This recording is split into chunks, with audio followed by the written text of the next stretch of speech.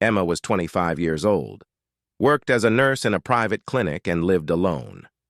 The girl had dreamed all her life of becoming a surgeon. Her classmates were amazed that such a delicate girl could rummage in other people's insides up to her elbows in blood. But for her, the main thing was not that. She felt that this was her potential. She could become an outstanding doctor and be very useful to severely ill people. The girl studied hard and attended additional classes in the subjects she needed to enter university. She successfully passed the exams and celebrated her enrollment in medical school with her father and close friends. Robert loved his daughter. She was his only one. His wife died in childbirth. The baby's unfavorable position led to internal bleeding. They managed to save only Emma. Her father raised her alone and did everything to ensure his daughter lacked nothing and grew up not grieving over the lack of attention and care. But sometimes it was difficult. Sometimes Robert found it hard to understand the worries of the female soul. In her second year, the student had to give up studying at the university of her dreams in order to care for her sick father. In his younger years, he worked in the north, went on shifts, had to live in harsh conditions, and endured some hardships, and thoughts about his daughter being left alone weighed heavily on him. Years later, the consequences manifested themselves. When the illness struck, Robert was 65. He and his wife had children late in life.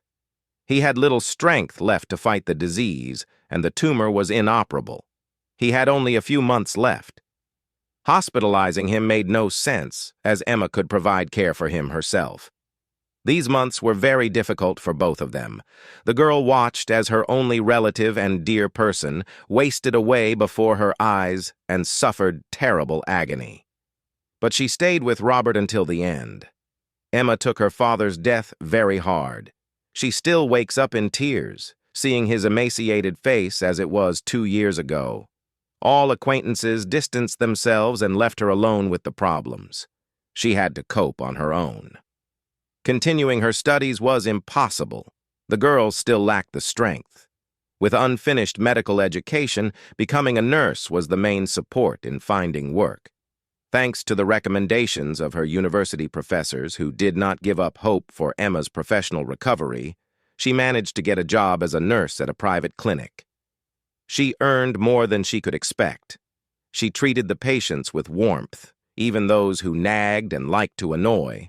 After all, it was a private clinic, and everyone should be cared for individually and provided top-notch service. The girl believed that these people simply lacked attention at home.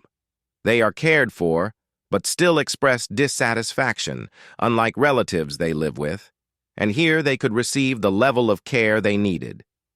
Emmy Little Sunshine, an elderly female regular patient, turned to the nurse. "My Sam will come tonight. You'll finally meet him. My grandson is shy, but you take care of him. Don't be too harsh. He has a good job. Smart boys work well." Laughing, Gina replied, "I won't offend him, honest." Many elderly patients complimented Emma for her kind, open character and ability to insert IVs and give shots without pain. The girl always paid close attention to any changes in the patient's condition and reported them to the doctor, and Gina was not the only one who wanted the sweet nurse as a daughter-in-law. Every other one offered their lonely relatives to her. This peace-loving image of the eternally enduring and smiling Emma infuriated the head nurse, Victoria. She was having an affair with the department head behind everyone's back. He never raised his voice at her because the woman knew how to put him in his place, and her character was tougher than the boss's. For this reason, the commanding woman considered herself the queen of the clinic and had no scruples about reprimanding her subordinates. She disliked Emma from first sight, as soon as the girl was sent for an internship. The male staff who usually hung around reception started ogling the pretty junior nursey. The head nurses saw a rival in the girl and secretly wanted to get rid of her. However hard the woman tried, she could not catch the subordinate making mistakes. Once, when only the on-duty medical staff remained in the clinic, a homeless man limped asking for help. "Help me, kind people," he wheezed, clutching his chest. "It's burning inside. I'm not kidding. Help me." Where did you come from, man? You can't be here. Leave and find a homeless shelter or volunteers to help. That's what they specialize in," the nurses fussed. The stranger had a battered, foul-smelling look, and the women decided he must have gotten into a drunken brawl for his friends to abandon him on the street overnight. "Help me! Don't leave me! I beg you! It hurts!" the man continued. "What's all this noise?" The doctor came out of the break room with creases from the pillow still on his face. "Why is there a stranger here? Get him out onto the street. Just don't make a mess. Let him find a homeless shelter or volunteers. They specialize in this." "We are closed, can't you see? Come during business hours," the nurses chimed in, grimacing and scattering. No one approached the staggering stranger until Emma showed up from behind the corner to find out what was going on. She saw the others keeping their distance from the tramp as if he had leprosy and ran up to him. The girl caught the sick man and held him up. "What's wrong? Where does it hurt?" she asked anxiously, ignoring the smell of his unwashed body. "It burns inside my chest," he said quietly. "Nicole, stop it!"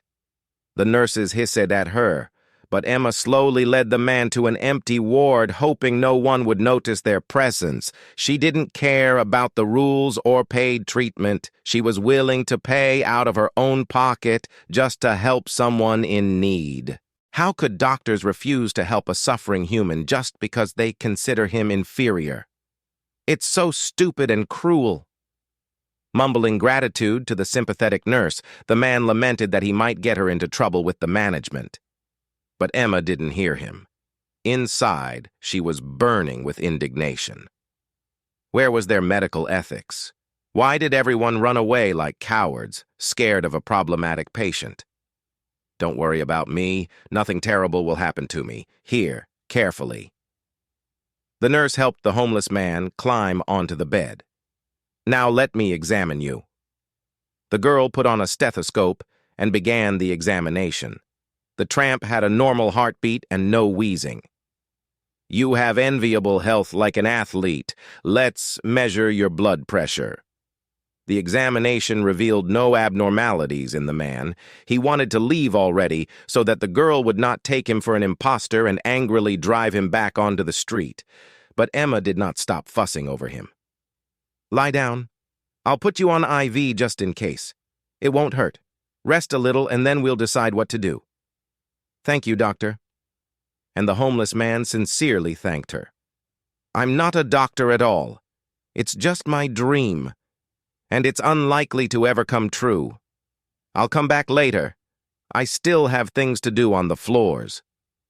All night, the girl periodically checked on the sleeping tramp who introduced himself as Edward.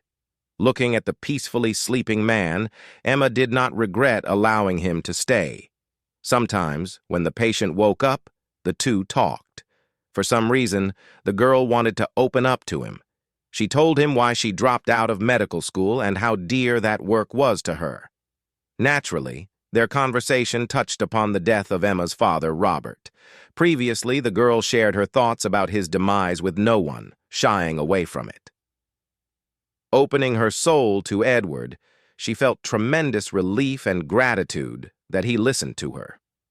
Deep down, the girl knew the reason for her candor.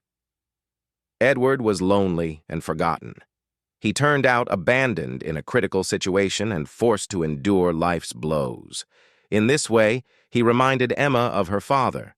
They forgot him too, his army comrades, her mother's relatives. No one extended a helping hand. No one offered to shoulder part of her burden. And when she, just like now, sat nights at her father's bedside checking if he was breathing, she still could not believe he was gone. "You know, sometimes I get overwhelmed by this feeling of hopelessness, and I understand that he won't return, that it's true," she said quietly, crying. "I know this feeling. It's difficult to come to terms with how life has treated you." In his youth, Edward continued, he could not imagine there would come days when he would beg a medical institution for help without a penny to his name. The conversation died down as Edward sank into sleep. Emma jumped at the terrible scream from behind the wall. It had long dawned outside, and the doctor looked into the ward. "Come on, get out of here," he shouted. "Girls, drive him out."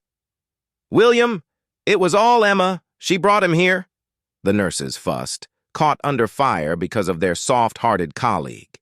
"Emma, where have you been hiding? Come here immediately," the doctor fumed. Emma immediately rushed into the ward, shielding Edward. "I'll take full responsibility. Just examine him, William. You can't just throw a person out onto the street like that."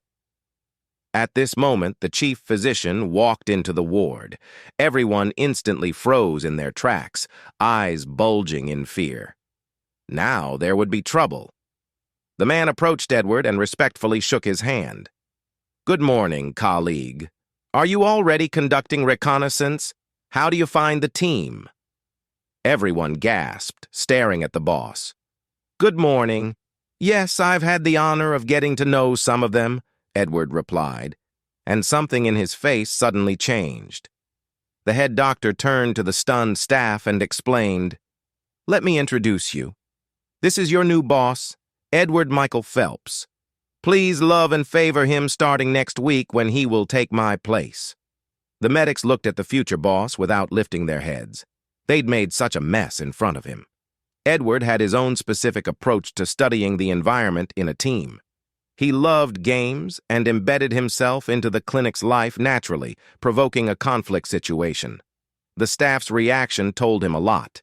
The first thing the new chief physician did upon taking office was fire William. After all, he had taken the Hippocratic Oath but ignored the symptoms of a heart attack in a homeless person.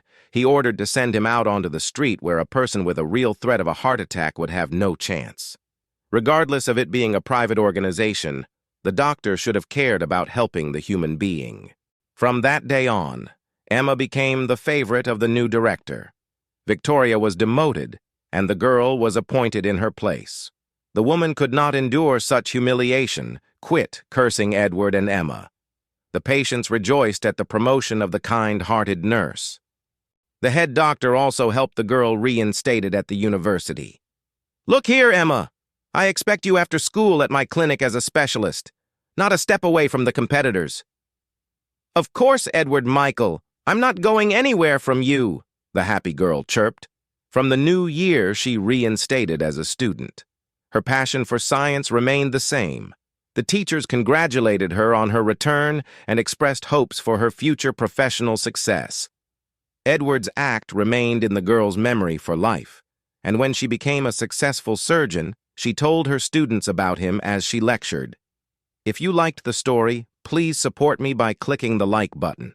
To find out when new interesting stories are released, subscribe and click the bell. All the best.